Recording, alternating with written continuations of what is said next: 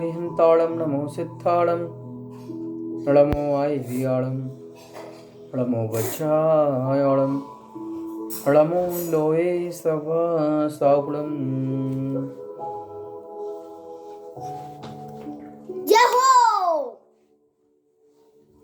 पुरोहित, सेनापति, सामंत आदि सबको बुलाओ। तब द्वारपाल दरवाजे पर हम पद्म पुराण में पर्व 31 में पढ़ रहे थे। राजा दशरथ जो कि पूर्व में क्या थे उसके बारे में हम जान रहे थे। राजा भूति का जीव रत्नमाली था। वह स्वर्ग से आकर जनक हुआ और उपमन्यु पुरोहित का जीव जिसने रत्नमाली को संबोधा था वह जनक का भाई कनक हुआ। इस संसार में न कोई अपना है न कोई दूसरा है। शुभाशुभ कर्मों से यह जीव जन्म मरण करते हैं। यह पूर्व भव का वर्णन सुन राजा दशरथ विरागी होकर संयम के सन्मुख हुए। गुरु के चरणों में नमस्कार कर नगर में प्रवेश किया। मन में विचारते रहे कि यह महामंडलेश्वर पद का राज्य महासुबुद्धि पंडित जो राम उनको देकर मैं मुनि व्रत को धारण करूं।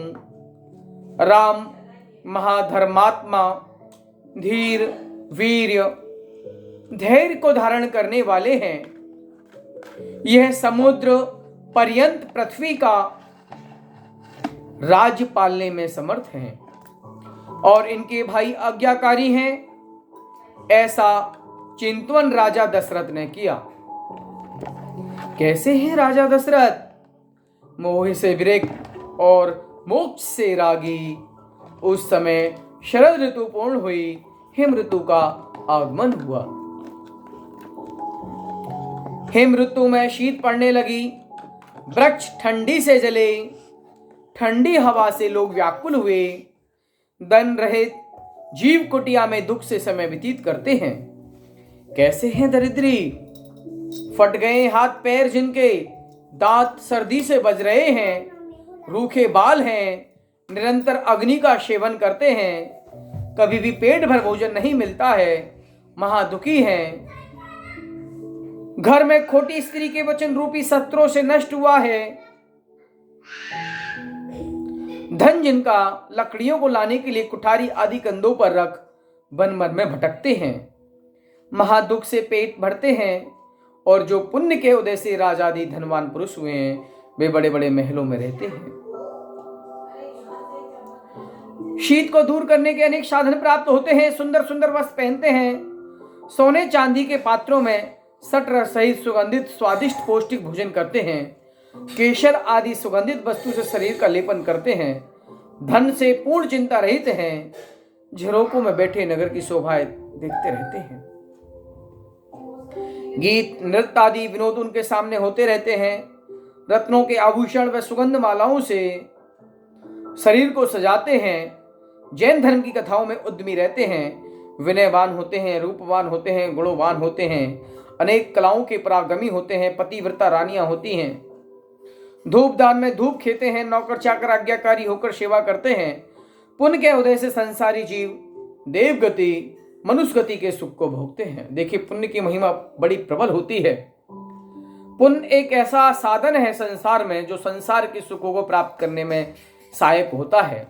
हमें जितनी भी भोग की वस्तुएं हैं, हमारे घर में नौकर सेवक जितने भी सर्वेंट होते हैं, हमारे पूर्व भव के किए हुए पुण्य के ही फलभूत होते हैं। वो हमारे पुण्य के प्रभाव के कारण हमारी आज्ञा का पालन करते हैं। पुण्य की बहुत बड़ी महत्ता होती है। पुण्य के आधार पर ही हमें भोजन की प्राप्ति होती है। बड़े बड़े महल, रहने के लिए मकान, बंगले, कोठियां आदि साधन, गाड़ियां, ये सब पुण्य का ही प्रभाव होता है। बिना पुण्य के यह जीव संसार में दुखी होता है। अगर पुण्य नहीं है तो भरपेट भोजन भी नहीं मिल पाता है। सुंदर सुंदर वस्त्र की तो बात दूर, फटे हुए कपड़े पहनने को मजबूर होता है, दरिद्र होता है।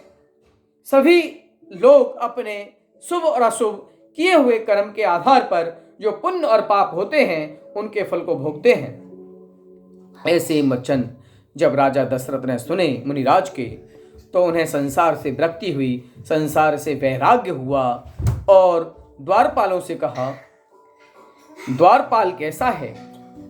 हाथ जोड़ मस्तक को भूमि की तरफ झुका विनय से खड़ा है। हे भद्रे मंत्री, पुरोहित, सेनापति, सामंत आदि सबको बुलाओ।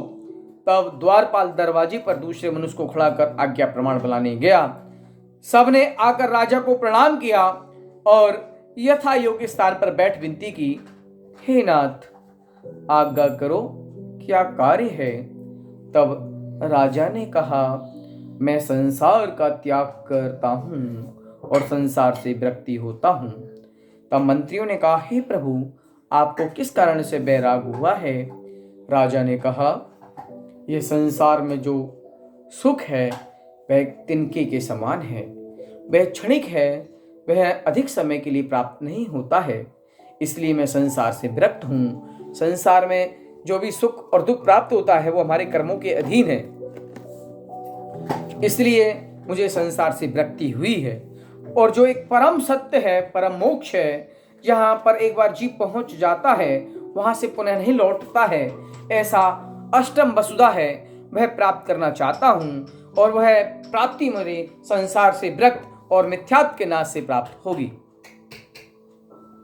जो अभव्य को दुर्लभ एवं भव्य को सुलभ, ऐसा सम्यक सही सम्यक संसार के ताप को हरने वाला, शिव सुख को देने वाला, सुर असुर चक्रवर्ती विद्याधरों से पूज प्रशंसा योग है। मैंने आज मुनि के मुख से जिन शासन का व्याख्यान सुना। कैसा है जिन शासन?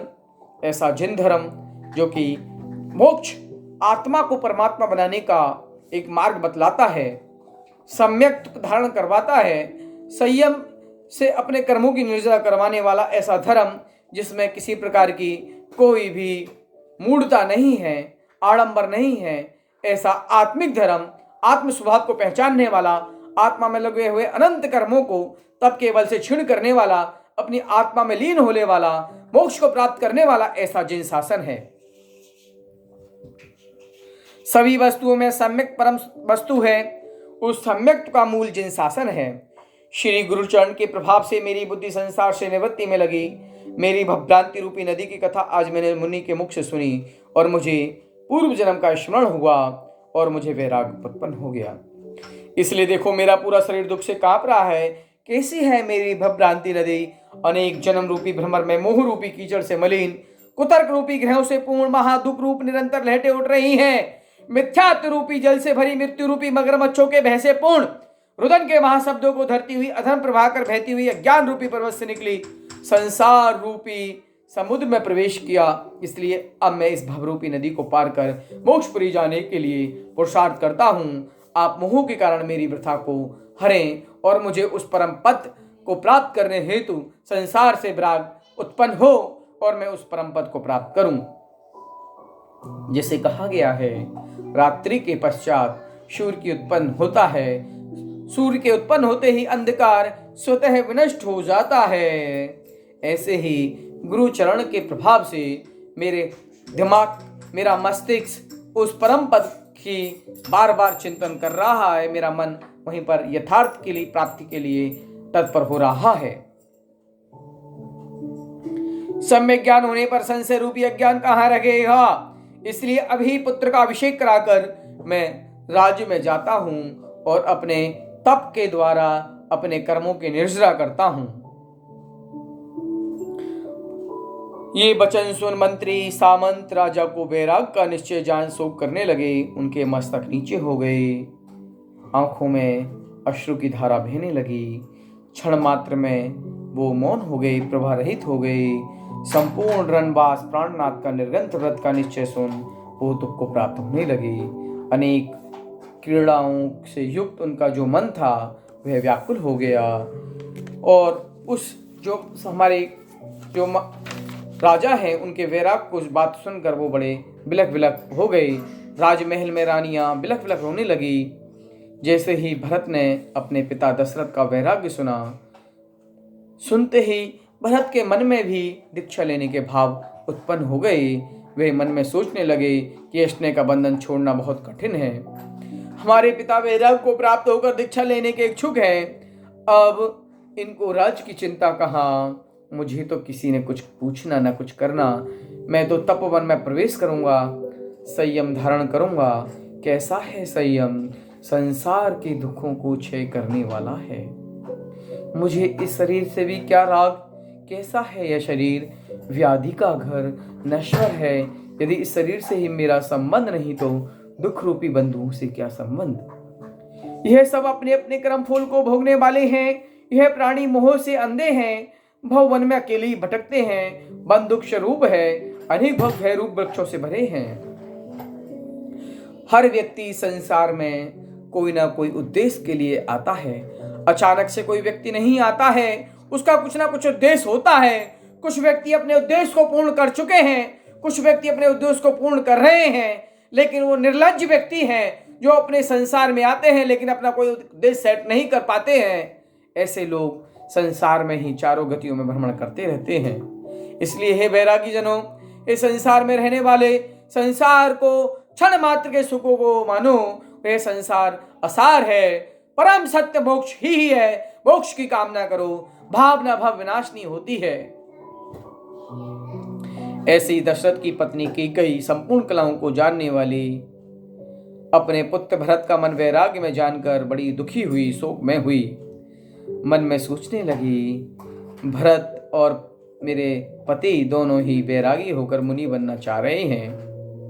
मेरे अंदर ऐसी शक्ति नहीं है, मेरे अंदर ऐसी कोई युक्ति नहीं है। मैं उनको कैसे समझाऊं, उनको कैसे मनाऊं, उनको कैसे मना करूं। इस प्रकार वह व्याकुल हो गई।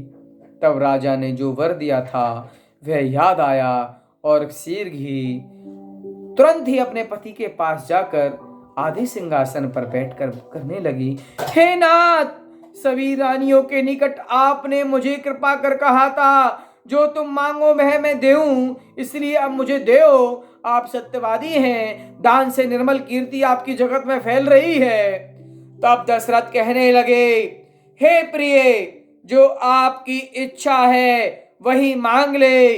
तब रानी कैकेयी आंसू डालती हुई कहती है, हे नाथ, हमने ऐसी क्या गलती की जो आपने अपना मन कठोर किया, हमको छोड़ना चाहते हो। हमारा जीवन तो आपके अधीन है और यह जिन दीक्षा अत्यंत दुर्लभ है वह लेने से आपकी बुद्धि क्यों हुई है। जिन दीक्षा खड़क की तलवार पे चलने, खड़क की धार है उस पर आप चलेंगे, आपको खून खून हो जाएंगे, आप उस जिन धर्म को नहीं सहन कर पाएंगे। हे रानी कैकेयी रोती है और आंसू डालते कहती है, हे नाथ, हमने ऐसी क्या गलती की जो आपने अपना मन कठोर किया, हमको छोड़ना चाहते हो। हमारा जीवन तो आपके अधीन है और यह जिन दीक्षा तो अत्यंत दुर्धर है, अत्यंत कठिन है। तब राजा दशरथ कहने लगे, हे कांते, समर्थवानों को क्या दुर्लभ, मैं तो निसंदेह मुनि व्रत धारण करूंगा। तुम्हारी जो अभिलाषा है वह मांग लो। तब रानी चिंतावन होकर नीचा मुख करके कहती है, हे नाथ, मेरे पुत्र को राज देओ। तब राजा दशरथ बोले, इसमें क्या संदेह है, तुमने धरोहर रखा था वर, अब वह ले लो। तुमने जो कहा वह हमने प्रमाण किया, अब शोक तजो, तुमने मुझे ऋण रहित किया। तब राम लक्ष्मण को बुलाकर दशरथ कहते हैं, कैसे हैं दोनों भाई, महाविनयवान, पिता की आज्ञाकारी। राजा कहते हैं, हे पुत्र, यह कैकेयी अनेक कलाओं की परागमी, उसने पहले महाघोर संग्राम में मेरा सारथी का काम किया। यह अति चतुर है। मेरी जीत हुई तब मैंने इसको प्रसन्न होकर वर दिया, जो तुम्हारी इच्छा है वह मांगो। तब उसने यह वर मेरी धरोहर रखा और उसने कहा, जब मेरी इच्छा होगी तब मैं मांग लूंगी। अब यह कहती है, मेरे पुत्र को राज दो। अगर मैं इसके पुत्र को राज नहीं देता हूं तो इसका पुत्र भरत संसार का त्याग करता है और यह पुत्र के सोग में प्राणों को त्याग करती है।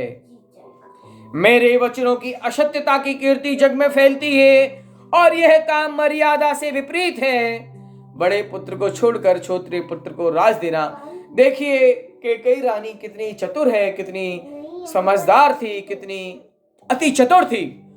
जब उसने अपने पति का साथ युद्ध में दिया, उसका पति राजा दशरथ जब युद्ध जीत गया तो प्रसन्न होकर उसने अपने पति को बोला कि आप मुझे अपने एक वर दें। तब उसने कहा आप प्रसन्न होकर कुछ भी मांगे। तब उन्होंने अपना वर कहा कि जब मेरी इच्छा होगी तब मैं मांग लूंगी, आप उसको धरोहर स्वरूप रखें। जैसे ही यहां पर उनका वैराग्य होता है, राजा दशरथ संसार से व्याकुल होकर वन को और जाते हैं। तब रानी कैकेयी बड़ी दुखी होती है और अपने पति से कहती है आप मेरे पुत्र भरत को राज्य देवें, जबकि 2 और भाई बड़े हैं। लेकिन क्या करें, जो वचन दे दिया वो पालना करना होता है, यह हमारी संस्कृति है। तुम दोनों भाई परम क्षत्रिय तेज के धारी हो। हे बस मैं क्या करूं, दोनों ही बात कठिन है। मैं बड़ा दुखी हूं, चिंता के सागर में फंसा हूं। तब रामचंद्र जी महाविनय सहित कहते हैं पिता के चरणों में दृष्टि रखते हुए महासज्जनों भाव छोड़ो। हे पिता आप अपना वचन पालो, हमारी चिंता छोड़ो। आपके वचन चूकने की अपकृति हो और हमारे हाथ में इंद्र की संपदा आए तो क्या काम की। जो पुत्र है वे ऐसा ही कार्य करते हैं जिससे माता पिता को लेश मात्र भी शोक उत्पन्न नहीं हो। पुत्र का यही पुत्र बना है ऐसा पंडित लोग कहते हैं। जो माता पिता को सुख दे और कष्ट से रक्षा करे, धर्म व त्याग मार्ग में बाधक नहीं बने। दशरथ और राम लक्ष्मण से यह बात हो रही थी। उसी समय भरत महल से उतरकर आए और मन में निश्चय किया मैं भी मुनि व्रतों को धारण कर कर्मों का नाश करता हूं। तब लोगों के मुख से आहाकार शब्द हुआ और पिता ने विनिश्चित होकर भरत को वन जाने से रोका। गोद में लेकर बैठे छाती से लगा लिया, मुख चूमा और कहा हे पुत्र तू प्रजा का पालन कर, मैं तप करने के लिए वन में जा रहा हूँ। भरत ने कहा मैं राज नहीं करूंगा, दिन दीक्षा धारूंगा। तब राजा दशरथ कहते हैं हे पुत्र कुछ दिन राज्य करो, अभी तुम्हारी यौवन अवस्था है, व्रत अवस्था में तप करना। तब भरत कहते हैं हे पिताश्री जो मृत्यु है वह बाल व्रत और यौवन को नहीं देखती है, सबको ही मारती है। आप मुझे व्रत क्यों मोह में फंसाते हो। तब राजा ने कहा हे पुत्र गृहस्थ आश्रम भी में भी धर्म कार्य होता है। तब भरत ने कहा हे नाथ इंद्रियों के बस से काम क्रोध आदि से भरे ग्रस्तों को मुक्ति कहाँ है। तब राजा दशरथ कहते हैं हे भरत मुनियों ने भी सभी मुनि उसी भव से मोक्ष नहीं जाते, कोई कोई मुनि ही मोक्ष जाता है, इसलिए तुम कुछ दिन गृहस्थ धर्म का पालन करें। तब भरत ने कहा हे देव आपने जो कहा वह, परंतु गृहस्थ तो मोक्ष जाते ही नहीं है, नियम है मुनियों में कोई जाते हैं कोई नहीं जाते। गृहस्थ धर्म से परंपरा से मोक्ष जाते हैं, साक्षात नहीं। इसलिए हे शक्ति वालों के लिए काम है, मुझे बात अच्छी नहीं लगती है। मैं भी महाव्रत का धारण करता हूं। भोगी मनुष्य पांचों इंद्रियों को वशीभूत होते हैं और अधर्म कार्य किया करते हैं। पापी जीव धर्म से विमुख विषय भोग को भोग कर निश्चय से महादुख देने वाली दुर्गति को प्राप्त होते हैं। यह भोग रखने से नहीं होते हैं, क्षण भंगुर हैं, दुर्गति को देते हैं, इसलिए छोड़ने योग्य ही हैं। जैसे जैसे काम रूपी अग्नि में भोग रूपी ईंधन डालें वैसे वैसे अत्यंत दुख को करने वाली काम अग्नि प्रज्वलित होती है। एक बार काम सेवन करने से में अनंत जीवों की हिंसा होती है। इसीलिए हे तात आप मुझे आज्ञा दो, मैं वन में जाकर महा उग्र उग्र तप करूं। जिनेंद्र भगवान का कहा हुआ तप परम निर्जरा को कारण है। इस संसार से मैं अति भय को प्राप्त हुआ हूं। और हे प्रभु, अगर घर में ही कल्याण होता तो आप क्यों घर छोड़कर मुनि बनना चाहते हैं?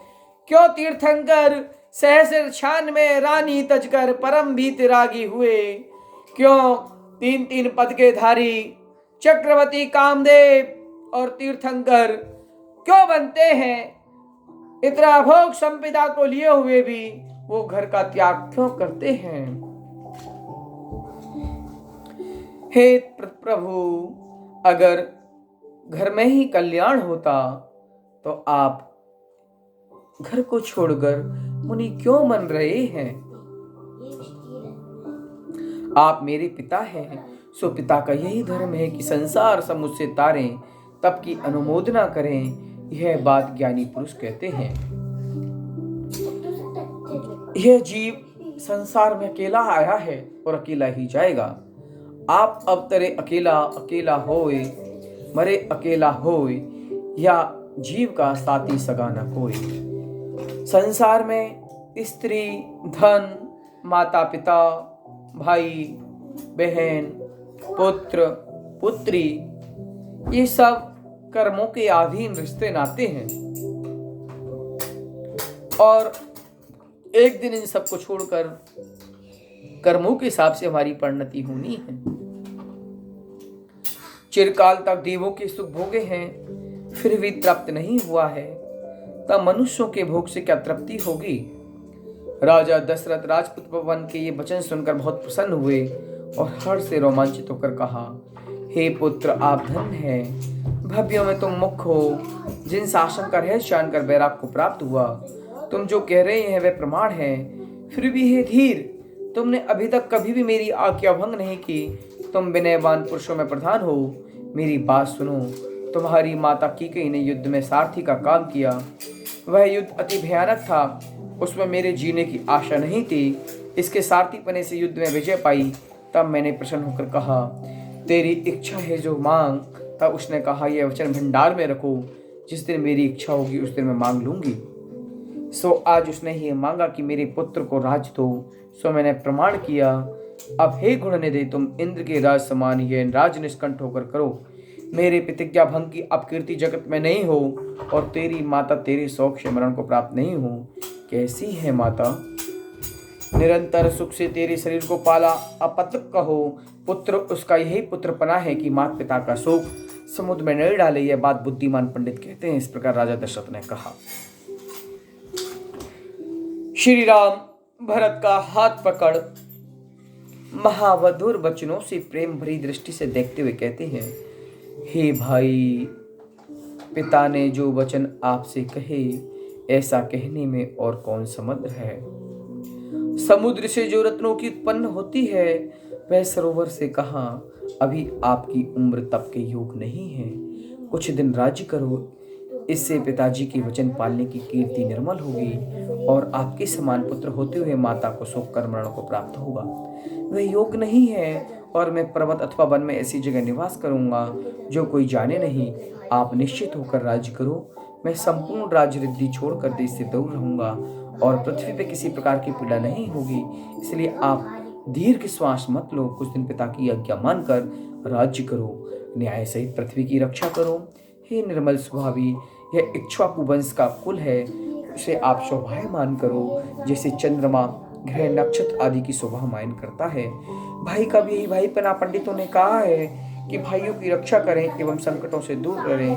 श्री रामचंद्र जी ऐसे वचन कहकर पिता के चरणों में भाव को स्तंभ शरीर को हो गया।